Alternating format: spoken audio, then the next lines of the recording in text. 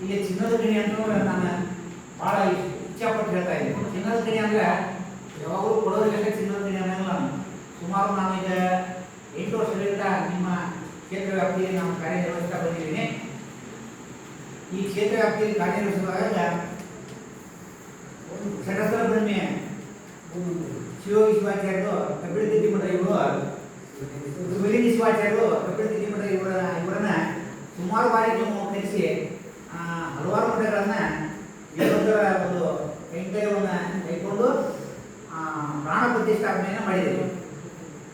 ನನ್ನ ಸುದೈವ ಏನಪ್ಪ ಅಂತಂದ್ರೆ ಹಿಂದಿನ ವರ್ಷ ನಾನು ಕೂಡ ಆ ಒಂದು ಪ್ರಾಣ ಪ್ರತಿಷ್ಠಾಪನೆಯಲ್ಲಿ ಆ ಗುರುಗಳ ಸೇವೆಯಲ್ಲಿ ನಾನು ಸ್ವಲ್ಪ ಭಾಗಿಯಾಗಿದ್ದೆ.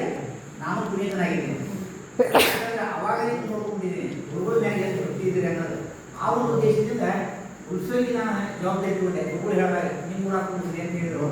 ನಮ್ಮ ಊರಾಗ ಕೂಡಿಸೋದ್ರಿಂದ ನಾನು ಉತ್ಸವಕ್ಕೆ ಶಾಡಾಬಿ ನಮ್ಮ ಪಟ್ಟಿಯೊಳಗೆ ನಾನು ಕೂಡಿಸ್ತೀನಿ ಕರೆಯೋರು.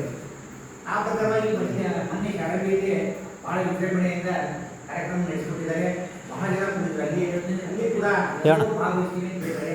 ಇಲ್ಲಿ ಕೂಡ ಎಲ್ಲರೂ ಕೂಡ ನಾವು ಭಾಗವಹಿಸೋಣ ಅಂತ ಹೇಳಿ ಸಂಘಗಳಿಗೆ ಮತ್ತೊಮ್ಮೆ ಸ್ವಾಗತವನ್ನು ಕೋರಿ ಈ ಒಂದು ಪ್ರಾಸ್ತಾವಿಕ ಹೇಳೋದ್ರಿಂದ